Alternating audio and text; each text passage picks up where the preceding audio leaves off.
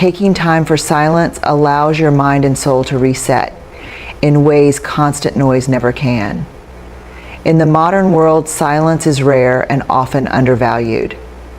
We fill our days with endless distractions, phones buzzing, conversations flowing, media streaming, so much so that many of us have forgotten what it means to simply be quiet. But silence is not emptiness. It is a rich, fertile space where the mind can settle, where the soul can breathe, and where true rest begins. When you intentionally create moments of silence, you give yourself a chance to step out of the chaos and reconnect with your inner self. This reconnection is essential because it helps you distinguish between the noise of the world and the voice of your own truth. Without silence, you learn to stop chasing closure from others because you've found peace within. You stop needing validation because you've remembered your worth. You stop running from the past because you've made peace with it in the stillness of your own heart. Healing in silence isn't about pretending you're okay. It's about taking the time to actually become okay. And when you finally return to the world, you do so with clarity, confidence, and calm. Not louder, but deeper. Not harder, but softer. Not broken, but whole. There is something deeply sacred about not having to explain yourself while you're healing. No pressure to perform your pain. No need to convince others that you're getting better. Just you, your truth, your tears, your progress. Unfiltered and uninterrupted. You begin to reconnect with parts of yourself that were silenced by survival mode.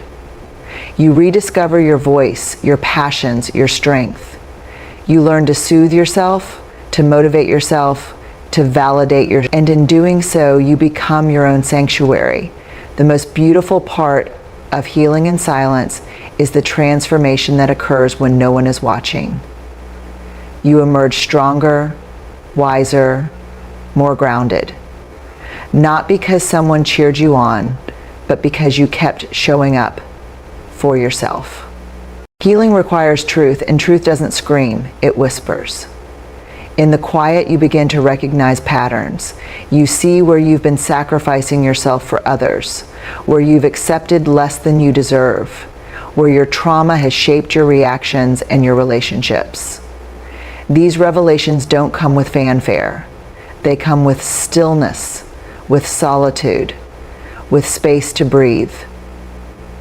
Healing in silence also allows you to protect your energy. When you're constantly sharing your pain, your progress, or your process with people who may not truly understand, or worse, who use your vulnerability against you, you're giving away pieces of your healing that should be kept sacred. Not everyone is meant to walk with you through your recovery. Some will misunderstand your silence as weakness or distance. But you know better. You know that silence is where you're gathering strength, where you're rebuilding, and where you're slowly coming back to life. Healing in silence is one of the most powerful and transformative journeys a person can take. It's not about isolating yourself from the world out of bitterness or fear, but about creating the kind of stillness where true recovery can begin. When you're surrounded by noise, external expectations, unsolicited advice, constant distractions, it's difficult to listen to what your soul is actually saying. Healing doesn't happen in the chaos. It happens in the quiet, in the moments when no one is watching, when no one is offering opinions, and when you're finally able to be honest with yourself without the need to perform for others. In silence, you begin to feel things you've avoided.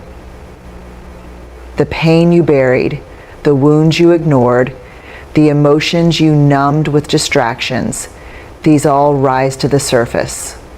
And though it can be uncomfortable, this confrontation is necessary. It's about honoring the version of yourself that no longer wants to shrink, settle, or suffer in silence. And as painful as it might be, it's also liberating. Because when you let go of what weighs you down, you make space for what lifts you up. In the end, it's not about hate. It's about healing. It's not about bitterness.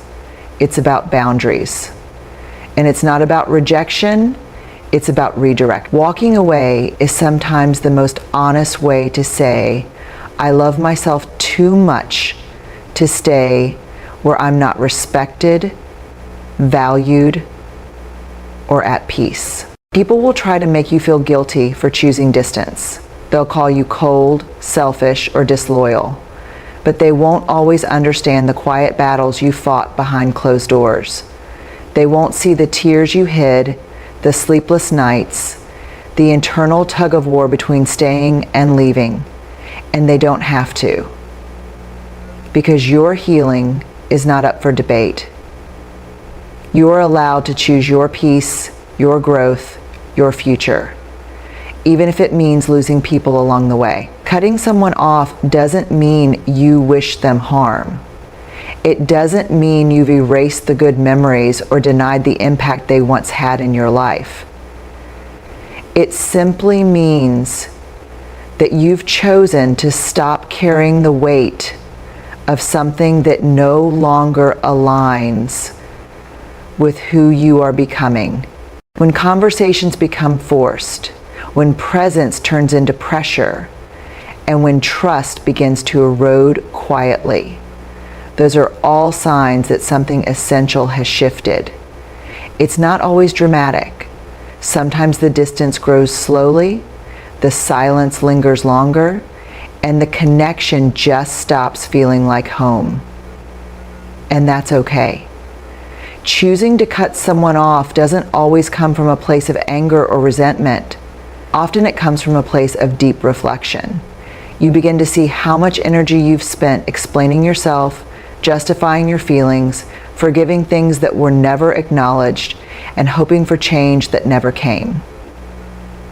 You realize how drained you feel after every interaction, how your boundaries are constantly being tested, and how your peace is consistently compromised. Walking away becomes the only way to reclaim your sense of self. Cutting people off doesn't always mean you hate them. It means you respect yourself enough to walk away from what no longer serves you. In life, we are taught to hold on. We're taught that letting go is a sign of failure, disloyalty, or emotional coldness.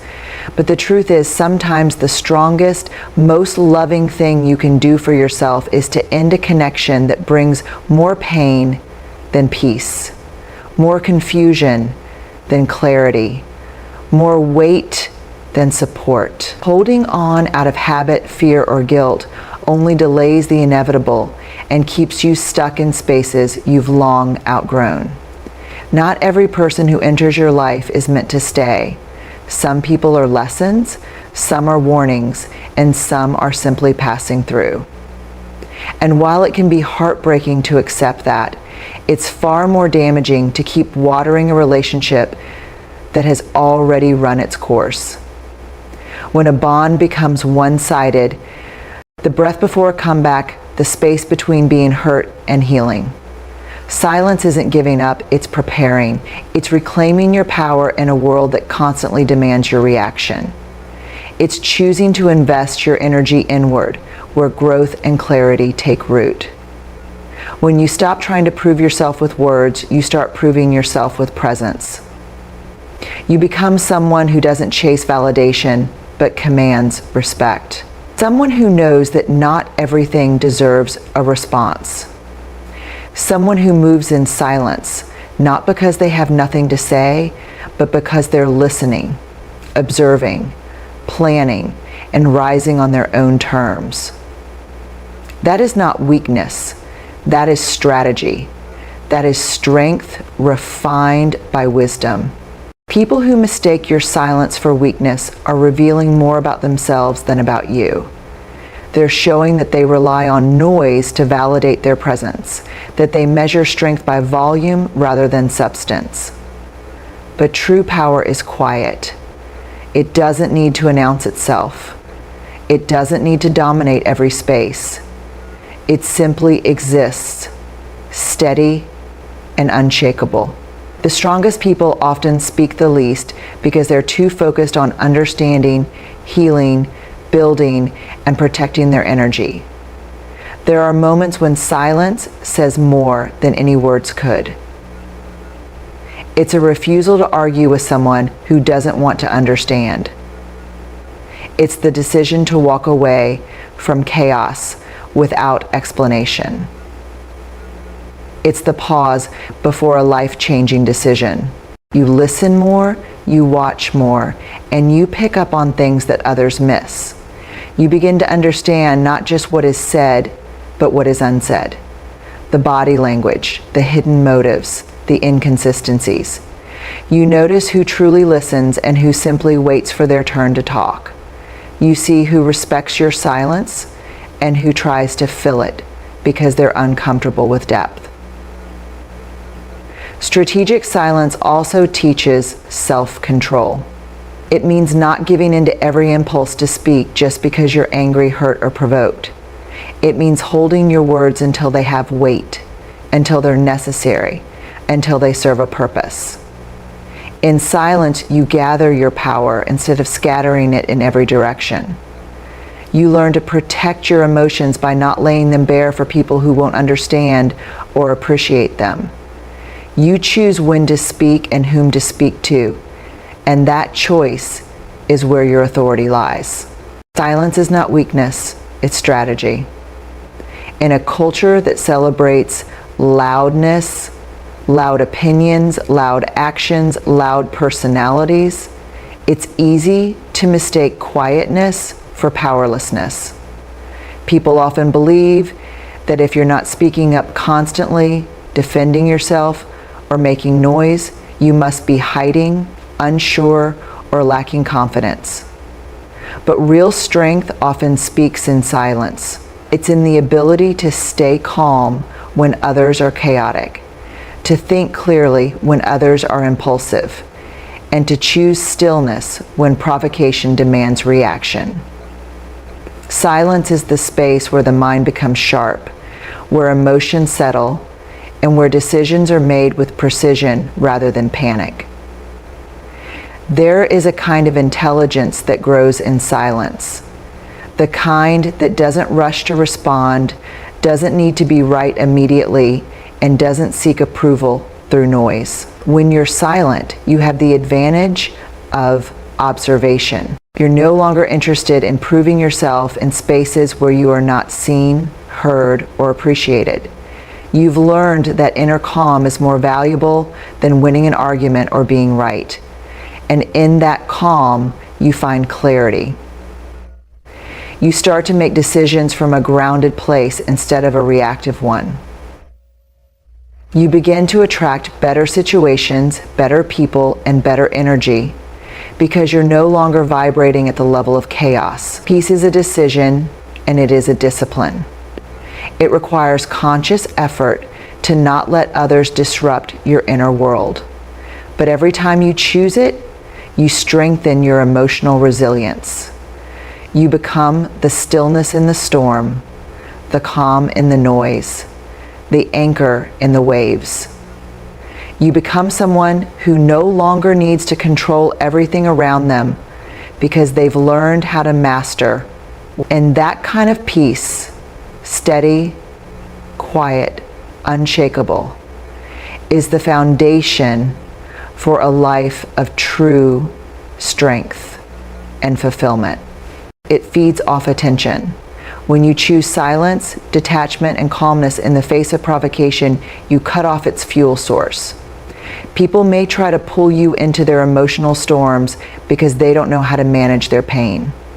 Misery seeks company, and when someone is drowning in their own unresolved issues, they often look for someone to drag down with them. It takes real strength to say, "No, I will not be part of this," and remove yourself. That choice isn't always easy. Sometimes you'll want to defend yourself, to explain your side, to make things right. but peace often requires letting go of the need to be understood by everyone. It means valuing your mental and emotional stability more than your pride. Choosing peace is also an act of deep self-respect. It tells the world and yourself that you know your worth. You're no longer available for unnecessary tension, manipulation, or toxic cycles. When you reclaim your space, you start to hear your own voice again. You begin to dream more freely, think more clearly, and feel more deeply. You realize that peace is not just the absence of conflict, it's the presence of alignment. It's being surrounded by energy that feels safe, not heavy. It's waking up and not feeling dread. It's knowing that your life reflects who you truly are, not who the world told you to be. This isn't always easy. People might resist your boundaries. Some may call you distant, cold, or selfish. But remember, anyone who truly values you will respect your need to protect your peace. You are not here to be everything for everyone. You are here to live authentically, to grow, and to exist in a way that feels right for you. Reclaiming your space is not about isolation. It's about alignment. It's about building a life that reflects your truth, not one that revolves around the expectations or chaos of others. When you reclaim your space, you start to hear your own voice again. You begin to dream more freely, think more clearly, and feel more deeply. You realize that peace is not just the absence of conflict, it's the presence of alignment. It's being surrounded by energy that feels safe, not heavy. It's waking up and not feeling dread. It's knowing that your life reflects who you truly are, not who the world told you to be. This isn't always easy. People might resist your boundaries. Some may call you distant, cold, or selfish. But remember, anyone who truly values you will respect your need to protect your peace. You are not here to be everything for everyone. You are here to live authentically, to grow, and to exist in a way that feels right for you. Reclaiming your space is not about isolation. It's about alignment. It's about building a life that reflects your truth, not one that revolves around the expectations or chaos of others. It's that deep, sometimes painful realization that you've been shrinking yourself to fit into places where you don't belong, keeping the peace externally while falling apart internally. Reclaiming space means making the conscious decision to stop betraying yourself for the comfort or approval of others. This process often begins quietly. You stop responding to every message. You step away from social situations that drain you. You clean your environment, simplify your schedule, and create time to reconnect with what actually matters to you. And with every boundary you set, with every intentional choice you make, you reclaim a piece of your peace. That peace isn't loud or dramatic. It's subtle, steady, and healing. It's in the moments where you sit alone and feel whole. It's in the clarity you find when you remove what was clouding your mind. It's in the calm you experience when you no longer feel pulled in directions that conflict with your spirit. Reclaiming your space is a powerful step toward inner peace and control over your life. In a world that constantly tries to pull you in 100 directions, where everyone seems to have an opinion about who you should be, how you should act, and what you should prioritize, it's easy to lose yourself. Your space, emotional, mental, physical, is sacred. Yet so many people allow it to be invaded by negativity, comparison, unnecessary obligations, or relationships that no longer serve them. Reclaiming your space means choosing to take that sacred ground back. It's a declaration that your life belongs to you. Taking your space back starts with awareness. It's the moment you realize that you've been operating on autopilot, doing things out of habit, maintaining relationships out of guilt, saying yes when your entire being is begging you to say no. You owe it to yourself to draw lines, to decide who gets your time and who doesn't, to filter the energy you allow into your space. Just because someone has known you for a long time or holds a certain title in your life doesn't mean they're entitled to a piece of you whenever they choose. Access should be earned through mutual respect, trust, and balance, not assumed out of habit or obligation. You also don't have to explain your silence. There will be days when you don't feel like talking, when you need to recharge, when you want to sit with your thoughts in peace, and that is valid. You don't need to feel guilty for not replying, for stepping away, or for choosing stillness over engagement. The world will keep spinning. People will adjust, and those who truly respect and understand you will never question your need for space. To pull back from relationships or situations that deplete you. Your energy is a finite resource. If you give it away too freely, too often, you'll find yourself drained, bitter, and disconnected from your own needs. Protecting your energy isn't selfish. It's necessary for survival and well-being. Not everyone deserves access to your inner world. Some people only come around when they want something. Some thrive on drama, guilt, or emotional dependence. Others may unconsciously take more than they give. If you are constantly expected to explain your silence, justify your absence, or manage someone else's feelings while ignoring your own, you are being emotionally overextended. And when that becomes a pattern, it damages your mental health and self-worth. You do not owe anyone constant access to your energy or emotions. One of the most liberating truths you can embrace is that your life, your time, and your mental space are yours to protect.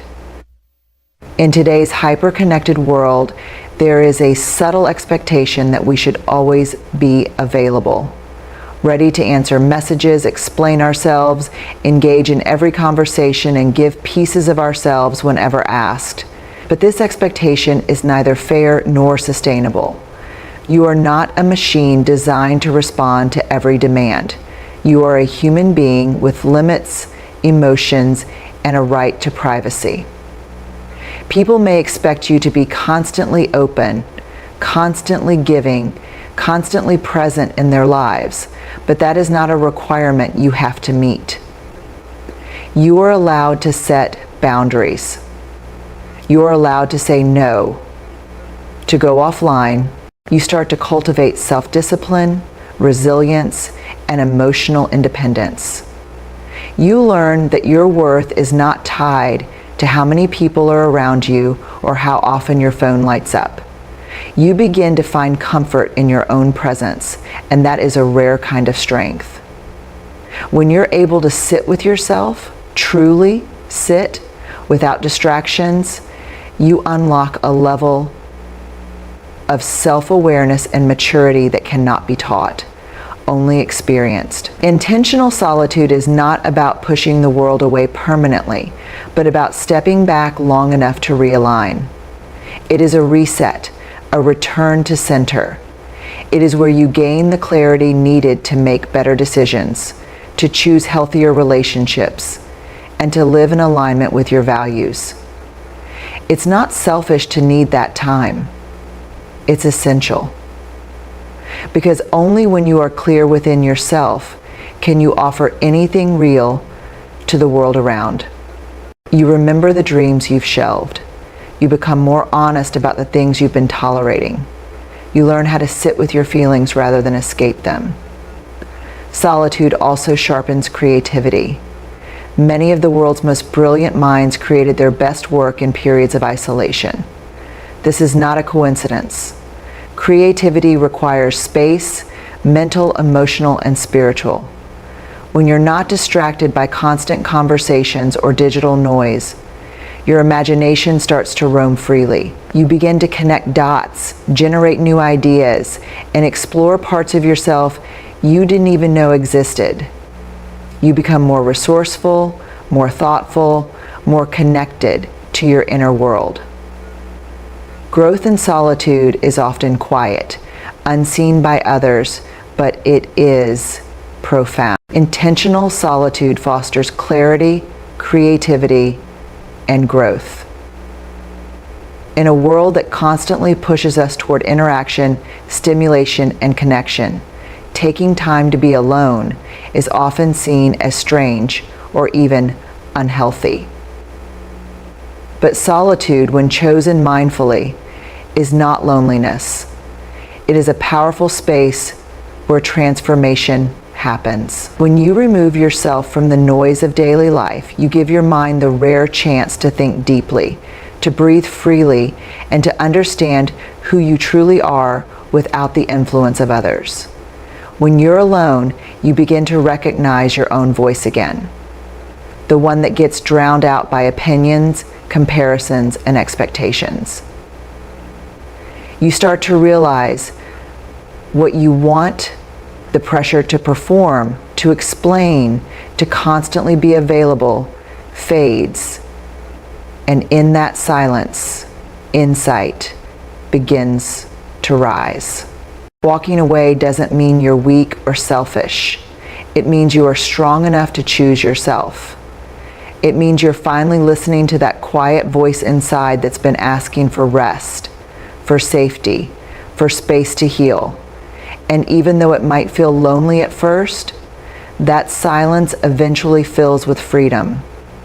You begin to rebuild your identity, your boundaries, your peace. Cutting contact is not just an end, it's a beginning.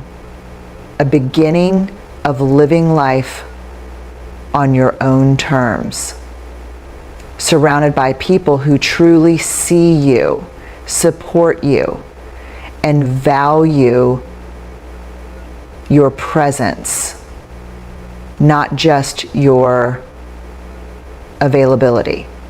And as much as we want to believe we can change them or that they will eventually realize their wrongs, we cannot fix people who don't want to be fixed. We cannot keep setting ourselves on fire to keep others warm. Cutting contact isn't about revenge, hatred, or coldness. It's about setting a boundary so you can breathe again. It's about realizing that peace is more valuable than approval. Sometimes the only way to protect your mental and emotional well-being is to step away from what hurts, even if it once felt like home. You start to understand that love isn't always enough when respect is missing, when communication turns toxic, or when presence becomes a burden rather than a blessing. Cutting contact can be an act of self-preservation, especially from toxic or draining relationships. It's never easy to walk away from people who have been part of your life, friends, partners, even family members. But sometimes the most loving thing you can do for yourself is to create distance. There are moments when holding on becomes more damaging than letting go, when the constant effort to maintain a connection drains your spirit, clouds your judgment, and leaves you feeling empty or lost. We often feel obligated to stay connected out of guilt, loyalty, or fear of being seen as heartless. But the truth is, not everyone deserves access to you. Some people feed off your energy without giving anything in return. Some manipulate, belittle, or emotionally exhaust you under the disguise of care or love. The world rewards the loud, but the wise often live in the quiet. Choosing silence is not surrender, it's strategy. It's knowing that your energy is sacred and doesn't need to be spent explaining, defending, or proving anything. It's allowing the noise of the world to pass while you sit still, anchored in your own presence. And from that stillness, strength grows, quietly, steadily, and powerfully. When we are silent, we give ourselves the space to listen, truly listen, not just to others, but to ourselves. We start to notice the thoughts running in the background, the buried feelings, the ideas we ignored while we were too busy trying to keep up with the world. In the absence of noise, we meet the truth, unfiltered. We learn what matters and what doesn't. Silence creates a room where healing begins because we are no longer distracted by the voices and expectations of others. Moreover, silence helps us observe. You can learn more about people by what they say when you're quiet than you can by speaking. You begin to see patterns, true intentions, and who shows up when you're no longer available to entertain or please. You gain clarity about the people around you and about yourself. And in that clarity, there is peace. Silence is a form of strength, not weakness. It allows space for deep reflection and healing.